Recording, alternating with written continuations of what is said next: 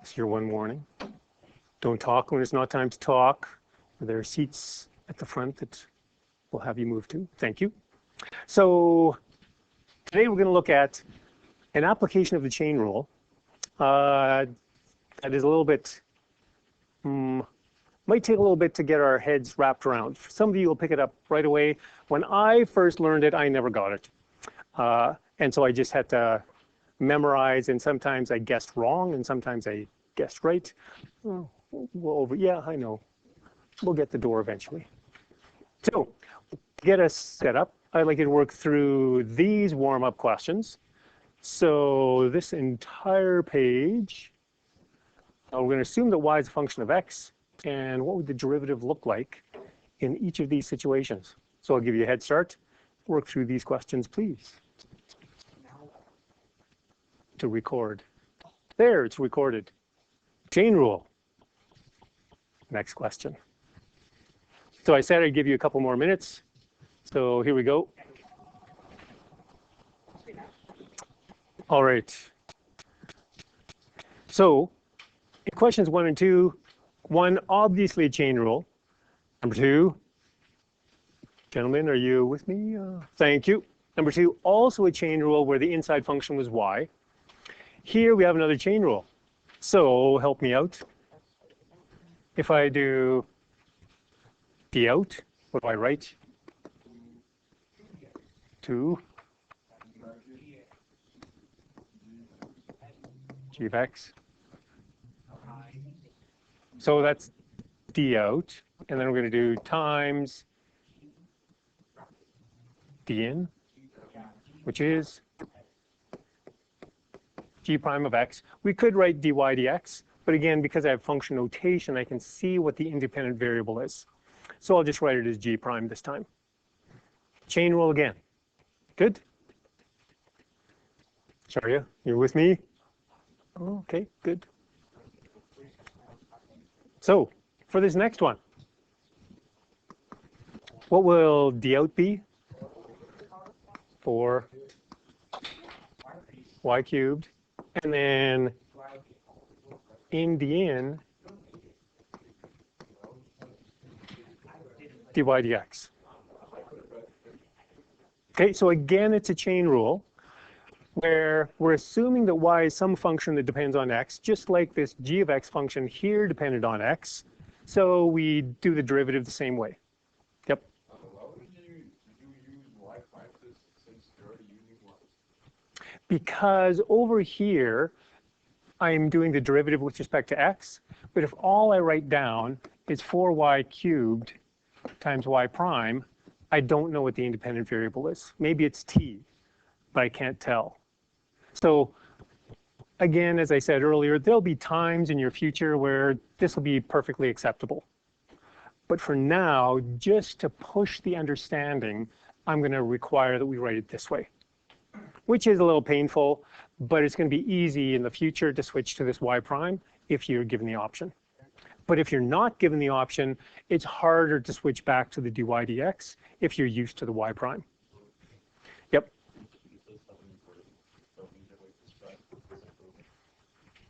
I'm not sure what you mean. Yep. Oh, for explaining things? I can't remember any explain questions off the top of my head, but I'll look more closely once we get closer to it. Okay. So now we're not looking at derivatives. We're just solving equations for both of these. So if I want to solve for the square root of y here, what do? Factor it out. Let's just pull this out. Here we go. Common factor, square root of y. And then, yeah, divide the bracket. Dun, dun, dun. Easy enough. Next one, exactly the same thing. This time we're solving for dy dx, so I factor out the common factor of dy dx. And then just divide the bracket over. Dun, dun, dun. There we go. That's my little tune for you. Oh, you're welcome. Okay, we're good? All right. So this is not in your notes. You don't need to write it down. But with somebody close by, I would like you to explain what's happening in each step. So maybe alternate. One explains one step, the next person explains the next step. Okay, you ready? Here we go.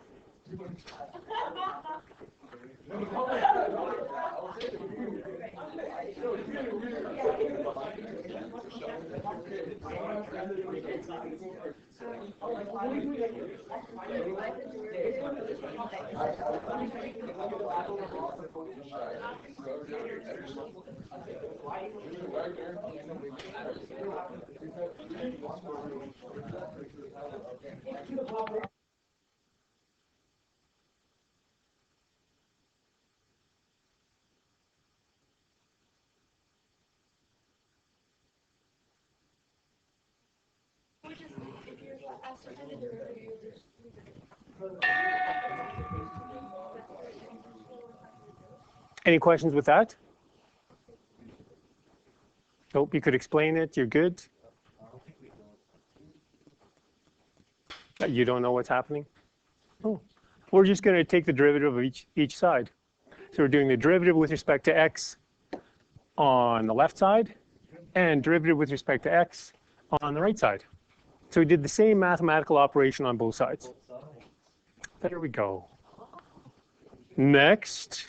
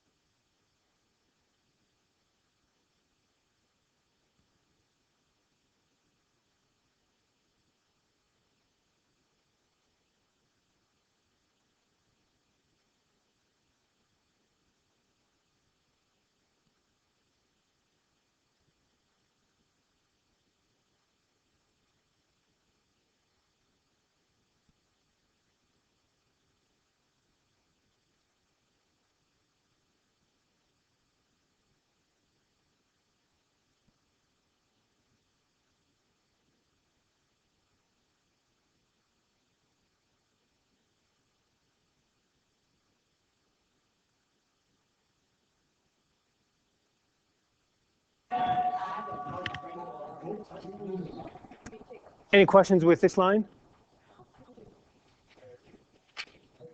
We're good? So this is just the product rule, where if we say this is my first function, that's my second function, it says I'm keeping my first function unchanged, and I'm going to multiply by the derivative of the second, which I haven't taken yet. I'm just saying what I'm going to do. And then I'll add my second function times the derivative of the first. But again, I haven't taken the derivative yet. I'm just indicating that that's what I'm going to do. So it's smaller steps than we typically take. Yep. Nope. But I want you to understand what this notation is saying. That's what I'm getting at. Okay. Next line.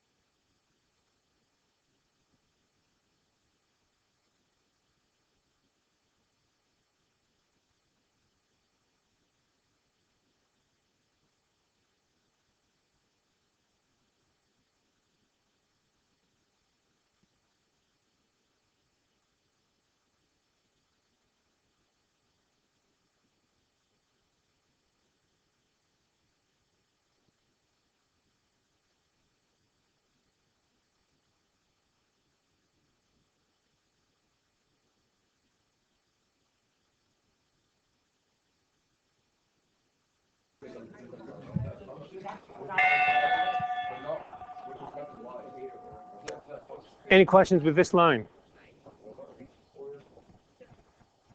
Yes? What's the difference between dy over dx and d over dx? So this d over dx notation means I'm going to take the derivative with respect to x of whatever comes after it. If I have dy dx, it means I'm doing the derivative of y with respect to x. But because it's just a single term, I stick it in the numerator. But because this is a whole function, I put it in brackets behind the d dx. Yep. What if you did d times the function all over d of x? It would be the same, but for some reason we don't write it that way. You'd still have to put brackets in that numerator. Okay, so here we're good. So this first part, where we're going to do this derivative, we do the derivative of the outside function, bring down the half, subtract 1, inside doesn't change. And then I didn't take the derivative of the inside function, I just said that's what I'm going to do next. So again, it's smaller steps than we typically show. But I want you to practice reading the math and understanding the notation. Because understanding the notation is really valuable for what we're doing today, which is called implicit differentiation. Next line.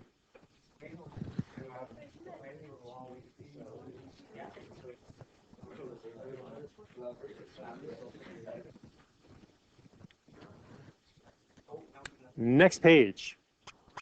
Here I'm saying many instances. Well, there are many, but there are only going to be some that we look at. Some instances, it's impossible to solve an equation for y. As in, we look at this example, can we isolate the y? We have no mathematical way. But we still want to be able to find a derivative. It could be that this isn't a function. The derivative is defined only for functions, right? The limit as x approaches 8, or h approaches 0, of f of x plus h, f implying it's a function. So what we do when we're working with something that's not a function is we pretend it is. So for example, suppose, and later we're going to do a question where we do a derivative of something like this. It's not a function. But what I could do is I could break it apart and look at only pieces of it as though they were functions. Or I can find the derivative and then just say, well, suppose I want to know what's the slope of the tangent line at that point. Then I can plug in that xy ordered pair, and then I can find what's the slope of that tangent line. So that's what we want to be able to do as a result of today's lesson. So we use this method called implicit differentiation. When we have an explicit function, explicit doesn't mean R-rated in this situation. Explicit means it's clear, as in this is kind of where it's connected with R-rated. Everything is shown. Okay? But bring your mind back to math. And we're gone. Okay. So in this case, it's clear how y depends on x. In this case up there, it's not clear how y depends on x. So we would say, up in this box, it's implied that y is a function, or pieces of it are a function of x, but it's not explicitly stated in the sense of y equals only x stuff. Okay? So we're going to find the derivative of this function, which you know how to do. What do we do? Oh, let's start by writing it as a power.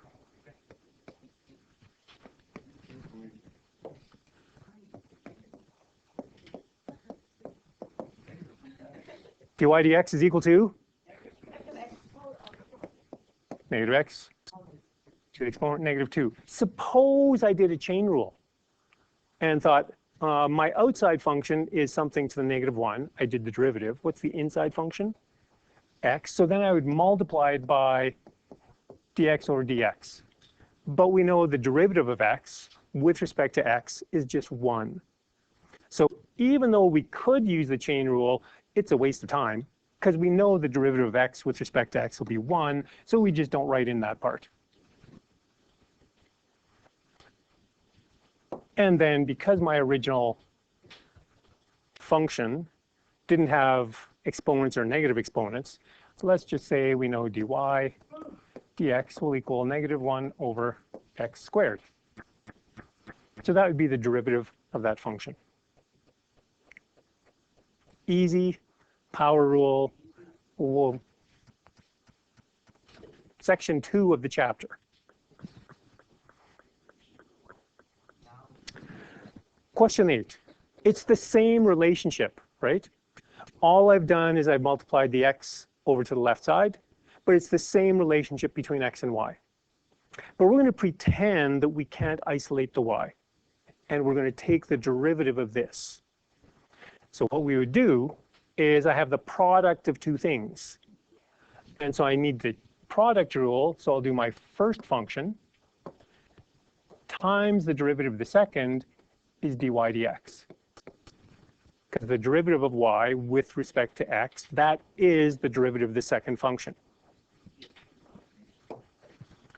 Plus my second function times derivative of the first, which is,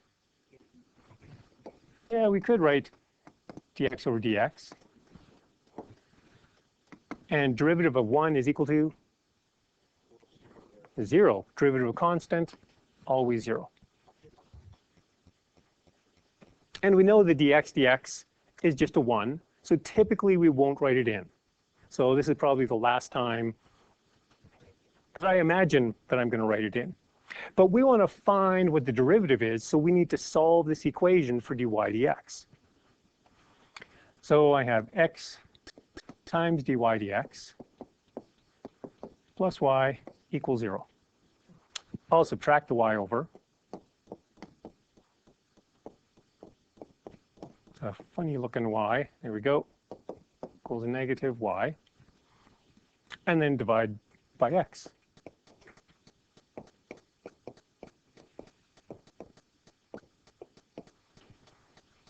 So this is the derivative of y with respect to x. We should be getting the same answer. So because this time I could actually rearrange this and say y is equal to 1 over x, let's do that substitution into here. So I have negative 1 over x, which is -1 over x squared. Exactly the same derivative. Sometimes I won't be able to substitute for the y. This time I could, because I could rewrite y explicitly as a function of x. But this is the process of implicit differentiation. I'm going to give you a moment, but first question. If you could isolate for y, what's the point of doing all that? There's no point if we can isolate for y, except we'll do some where we could isolate for y just because they're simpler. And so we want to practice this strategy and then work towards doing derivatives of things like this where I can't isolate the y. Yep.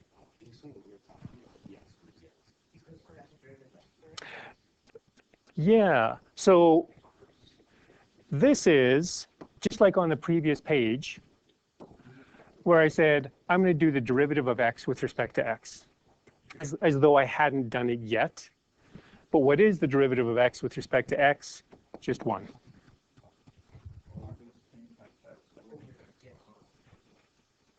Good. Anybody need a minute to talk with your neighbor more, clarify things? No, we're good? Sartej, are you good? Okay. So here we could isolate for y, because we could get the y to the fourth by itself to the fourth root of both sides. But we won't, because we want to practice this strategy. So kind of like that page where I just had you explain the steps. I'm going to show the steps to begin with. I'm going to do the derivative with respect to x of this x to the fourth. And then I'll add the derivative with respect to x of y to the fourth, and then subtract derivative with respect to x of the 8, and that'll equal derivative with respect to x of 0.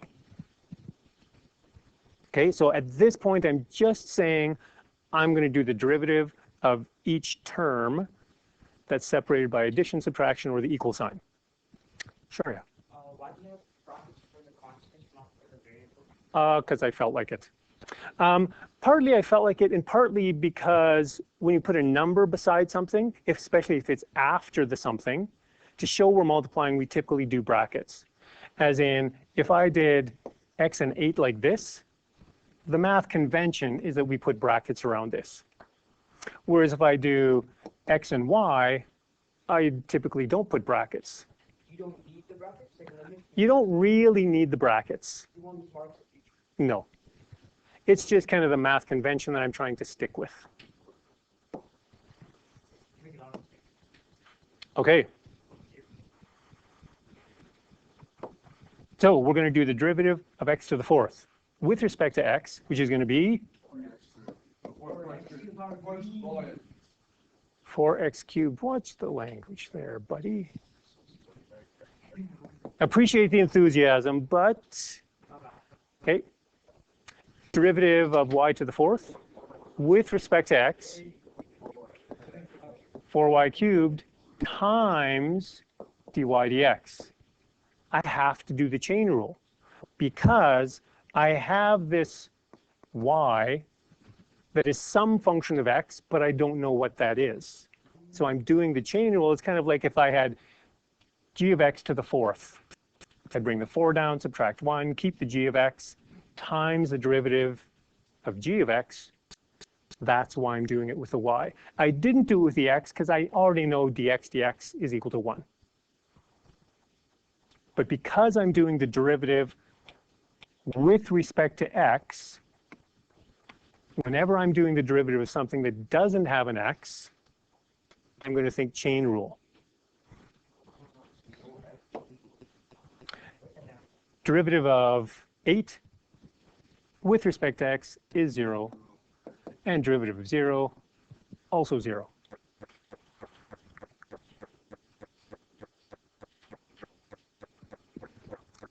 So we found the derivative, except we haven't isolated dy dx yet. So that's what we'll do next.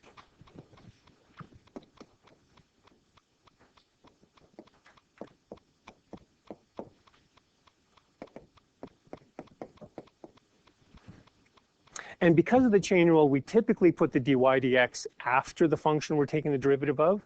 It wouldn't be wrong to put it in front, but typically we just do it after.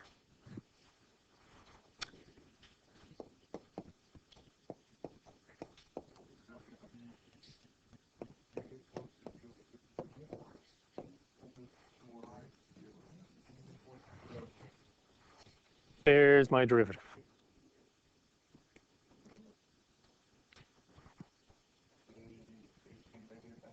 Good? Yes. Because if we want to find the slope of a tangent line, we can do it if we know both the x and y ordered pair. So previously, we could get away with just knowing the x value. Now I need the ordered pair for x and y. Good? So this dy dx is what sometimes throws people off and what I didn't get the first time I was learning this. I just looked at why do we multiply this dy dx here and there and wherever, and I tried to guess, and I bluffed and sometimes got it right and sometimes got it wrong. Did not do great on that test. Nope. But if you remember it's a chain rule, it's very helpful. So it's the chain rule where that's the derivative of the inside function. Okay. So shall I give you a head start on this one? So similar to what Ajay was asking, this time we're given an ordered pair. So once we find the derivative, we can plug in the x and y values and then find the slope of the tangent line at that point. Yeah, that does make sense. Yeah, so only turning by root. You bring the y down, leave it. Y. It is, like, this gets my. Okay, I'd like to go over this question with you. So at this point, what I've written down is just what I'm going to do. So I'm just saying I'm going to do the derivative of my first product of two functions, add the derivative of the product of the next two functions, and that'll all equal the derivative of 10. Good? So when I do those derivatives, here's what I'm going to get. So again, I'm thinking product rule. So here's my first function times the derivative of the second plus my second function times the derivative of the first. Are we good up to there? And then for my second bracket, my first function times the derivative of the second is a chain rule again, plus my second function times the derivative of the first equals the derivative of 10, which is just 0. Up to that point, are we good?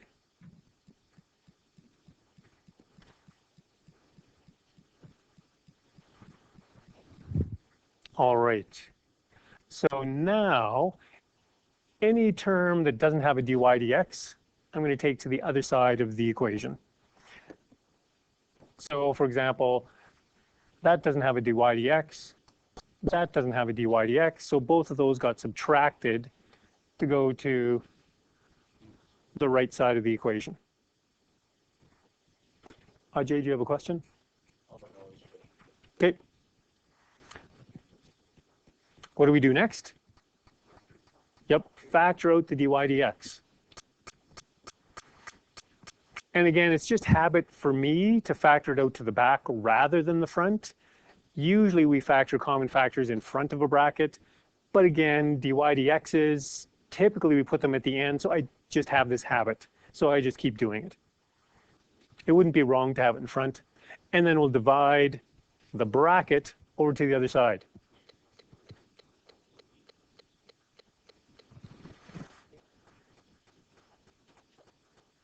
At this point, we could do some factoring in the numerator and denominator. The reason we would want to factor is if we could simplify it even further.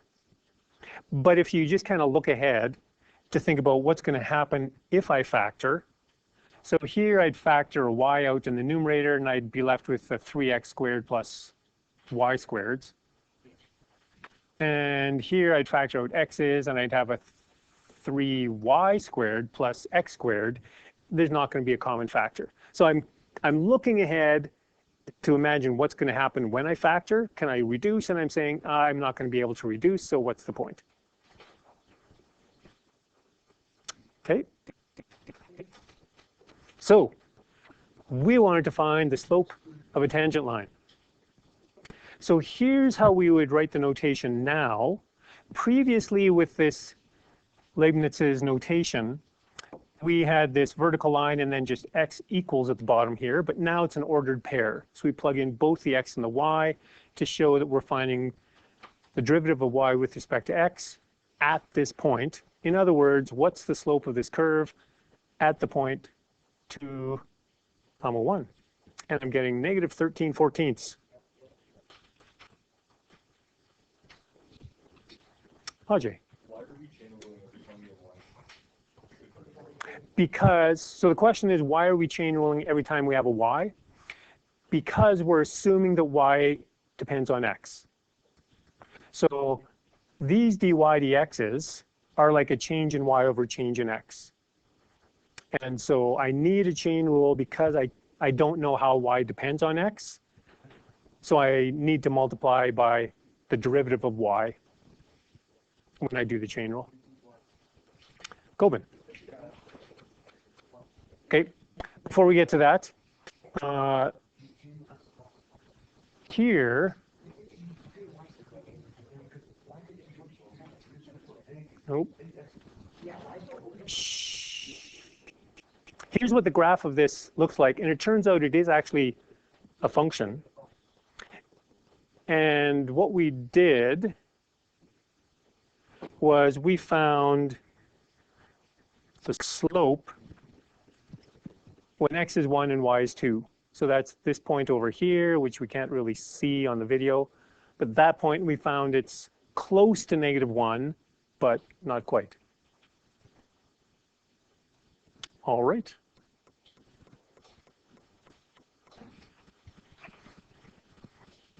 Good for another question? All right. Check your understanding. This time, x squared plus y squared equals 5. Predictions, what's this shape? It is a circle. Radius is? Radius is 5. And it's centered at 0, 0. So use implicit differentiation to find dy dx. And then we're going to find the equation of the tangent line. Okay, so go ahead.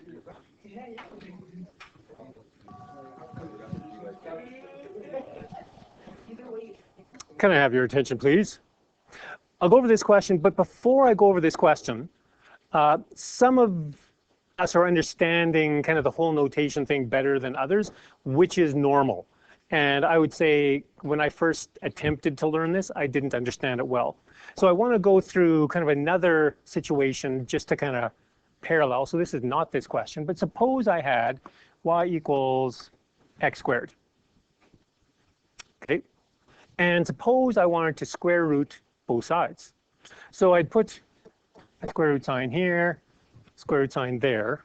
What's the square root of y? I don't know. Square root y. What's the square root of x squared? X. This is the same idea as if I had y equals x squared, and I want to take the derivative of both sides. I'm going to do the derivative with respect to x on the left side, and the derivative with respect to x of the right side. Just like the square root was an operation, a derivative is an operation. I'm doing the same operation to both sides. What's the derivative of y with respect to x? I don't know. So I just write dy dx. Just like over here, I wrote the square root of y because I didn't know how to simplify it. Whereas on the right side, I know I can find the derivative of x squared is 2x. Okay, same idea. It's just now we're doing it with derivative notation, which is more complex looking, partly just because it's new. Okay. So here's what I have for this question. Got my derivative, negative x over y. Any questions with that?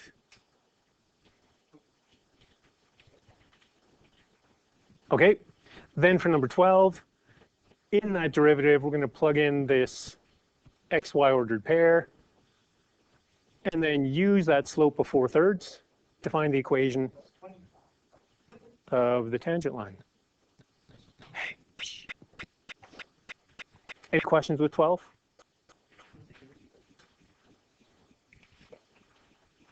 Nope. Okay, I'll give you more time to continue on with these questions.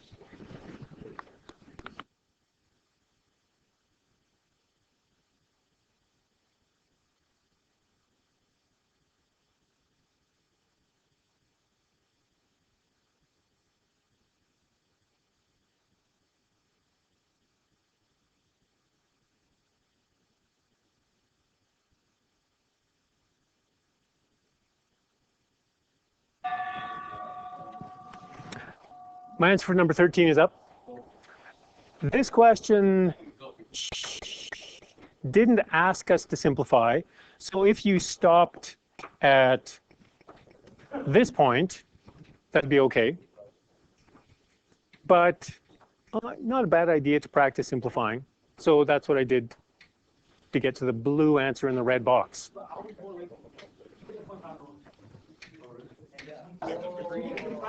Here's the final question.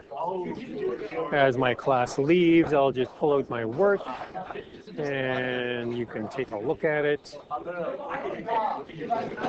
There's the derivative. And I will isolate the dy dx. And just a reminder that as soon as we have the derivative, we could plug in the 1 and the 2, and that would make it easier to isolate dy dx, but we want to practice isolating the dy dx. So that's why I've done that to get to this point. There's my derivative, dy dx. Then I'm going to substitute in the numbers and get a slope of -2/9. And this is where we're looking at it on the graph. There we go. End of the lesson. Yay!